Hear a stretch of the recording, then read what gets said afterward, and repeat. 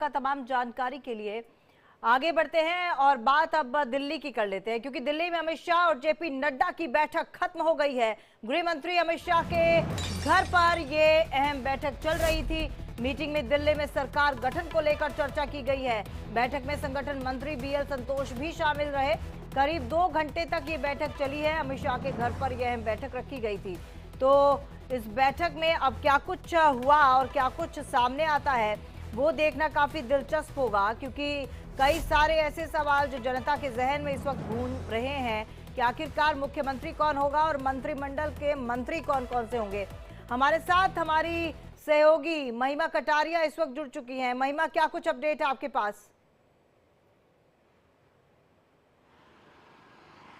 तमन्ना, देखिए, जिस तरीके से आपने भी बताया कि 2 घंटे के लगभग ये बैठक चली थी, जिसमें बीजेपी अध्यक्ष जेपी नड्डा मौजूद थे। ये बैठक गृह मंत्री अमित शाह के आवास पर हुई थी। लेकिन हालांकि जहां पर एक तरफ हम दिल्ली की बात कर रहे हैं, राजधानी दिल्ली में जो राजनीति है उसकी बात कर रहे हैं कि किस तरीके से कौन मुख्यमंत्री का चेहरा होगा, जहां पर एक तरफ ये डिस्कशन हुआ कि आखिर किसके नाम पे मोहर लग सकती है, कौन कौन ऐसा उस सूची में शामिल हो सकते हैं नाम जिसको प्रधानमंत्री नरेंद्र मोदी के आगे रखा जाएगा, तो वहीं दूसरे हाथ एन बिरेन जो मणिपुर के मुख्यमंत्री है वो भी आवास पर मौजूद थे गृह मंत्री के, क्योंकि कल से मणिपुर का जो विधानसभा सत्र है वो शुरू होने वाला है। के लिए रोकना चाहेंगे, आपको दोबारा कांटेक्ट करेंगे, दोबारा वापस आएंगे। सब लोगों को उनकी सच्चाई समझ में आई और पूरी तरह से दिखाई दिया कि इन लोगों ने किस तरह से दिल्ली में भ्रष्टाचार किया, दिल्ली को शराब की नगरी बनाया और दिल्ली पूरी तरह से पिछड़ी। सर, कांग्रेस के परफॉर्मेंस की बात करें, एक भी सीट सिक्योर नहीं कर पाई, किस तरीके से आप? अब कांग्रेस तो बैसाखी पर चलने वाली पार्टी है। कांग्रेस ने 60 साल में जो देश में किया है वो लोगों को समझ में आया। वो खाली दिल्ली की बात नहीं है, कांग्रेस की मिनिमल परफॉर्मेंस सभी जगह पर है। अब पिछले चुनावों में आप देखिए कि कांग्रेस को ना तो लोकसभा में ना विधानसभा में कहीं भी कोई सीट मिल नहीं रही।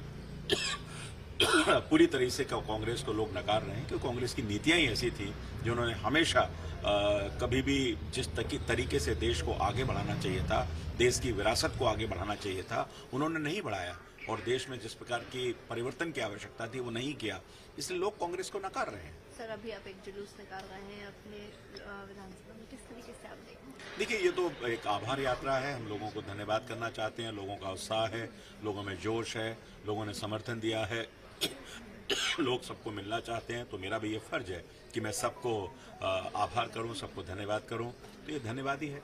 आखिरी सवाल, आज शाम को बैठक भी है जो सोर्सेस से पता चल रहा है, साथ ही साथ सीएम फेस को लेकर के बात करें तो दोनों? नहीं, मुझे इसके बारे में तो मुझे ना कुछ मालूम है, ना मेरी जानकारी है, ना मैं जानता हूं और ना ही इन चीजों पर मुझे बात करने की आवश्यकता भी है। Thank you.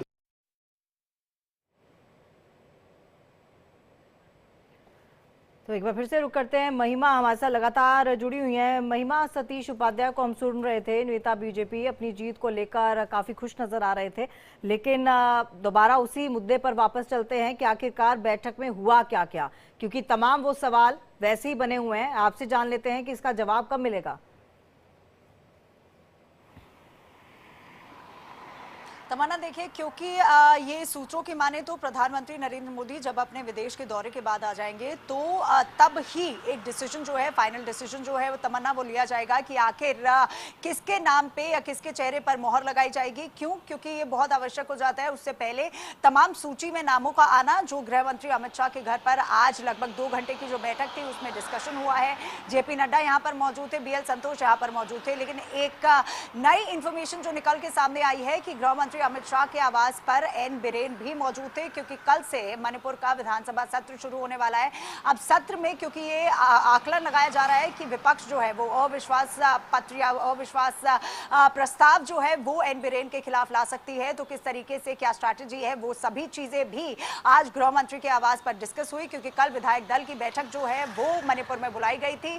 तो किस तरीके से विधानसभा सत्र को अच्छे से चलाना है, क्योंकि अविश्वास पत्र अगर ऑपोजिशन जो है वो लेकर आती आती है, प्रस्ताव जो है वो लेकर आती है एन बिरेन के खिलाफ, तो किस तरीके से मैनेज होगा, क्या स्ट्रैटेजी होगी, इन सबको भी चॉकआउट किया गया था। तो एक तरफ जहां पर राजधानी दिल्ली को लेकर डिस्कशन हो रहा था, तो वहीं मणिपुर पर भी चर्चा करते नजर आए गृह मंत्री अमित शाह। अब अगर हम बात करें राजधानी दिल्ली की कि क्या कुछ कयास, क्या कुछ अटकलें जो हैं वो चलती नजर आ रही है। कई ऐसे नाम हैं, क्योंकि प्रवेश वर्मा का नाम भी सामने आ रहा है कि प्रवेश वर्मा भी हो सकते हैं सीएम पद के दावेदार। क्यों? क्योंकि सीधी टक्कर उन्होंने अरविंद केजरीवाल से ली थी, केजरीवाल को उन्होंने हराया, तो क्या एक रिवॉर्ड के तौर पर उनको मुख्यमंत्री बनाया जाएगा, या बाकी स्टेट्स में जिस तरीके से जो विधानसभा चुनाव हुआ था उसके चलते जिस तरीके से एक लो प्रोफाइल को उठा के मुख्यमंत्री बना दिया गया था, दिल्ली में भी कुछ ऐसा ही देखने को मिलेगा। तो कई ऐसे नामों की सूची जो है वो डिसाइड की जा रही है, जिसको प्रधानमंत्री के समक्ष रखा जाएगा, उनके सामने रखा जाएगा जब वो अपने विदेश दौरे से आ जाएंगे।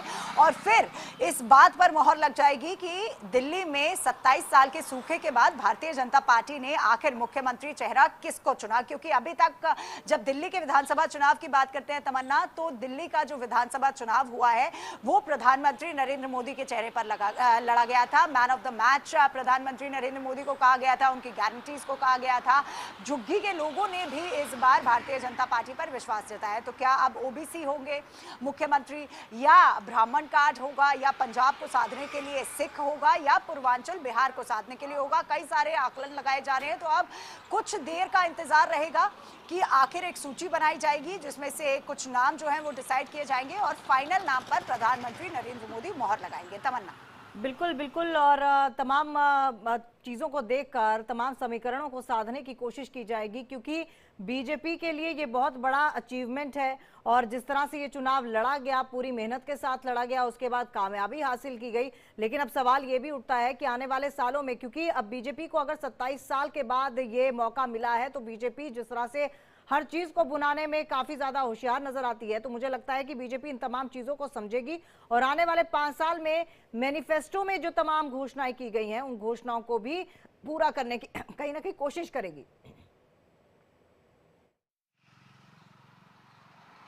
तमन्ना, बिल्कुल सही कहा आपने, क्योंकि इस बार अगर आपने देखा हो कि प्रधानमंत्री नरेंद्र मोदी ने जब अपनी रैली की तो मोदी की गारंटी, यानी गारंटी की गारंटी, ये एक जो नारा है जो हमने लोकसभा में भी सुना था, बाकी की विधानसभा में भी सुना था, ये भी प्रधानमंत्री नरेंद्र मोदी ने खुद कहा। और साथ ही साथ उन्होंने ये भी आश्वासन जताया कि अगर दिल्ली वासी यानी दिल्ली के लोग भारतीय जनता पार्टी पर विश्वास जताते हैं या दिखाते हैं और इस बार भारतीय जनता पार्टी सत्ता में आती है, तो खुद प्रधानमंत्री नरेंद्र मोदी दिल्ली को और दिल्ली के विधायकों को, एमपीज को टाइम देंगे। और साथ ही साथ दिल्ली को विकसित भारत 2047, हमेशा से प्रधानमंत्री का नारा रहा है कि हमारी जो सोच है वो विकसित भारत 2047 की होनी चाहिए और दिल्ली को एक ऐसा मॉडल बनाना है। हालांकि यमुना का मुद्दा हमने देखा था, क्योंकि हम यहाँ पर मुद्दों की बात कर रहे हैं कि आखिर कौन सा मुद्दा, तो दिल्ली में काफी डेवलपमेंट इशू हो, झुग्गी की जगह घर देने की बात हो, या तमाम अलग अलग जो चीजें और वादे जो है जो भारतीय जनता पार्टी की तरफ से दिए गए थे, वो किस तरीके से भारतीय जनता पार्टी महिमा, आपको यहाँ पर थोड़ा देर रोकना चाहेंगे, आप बनी रहिएगा। एक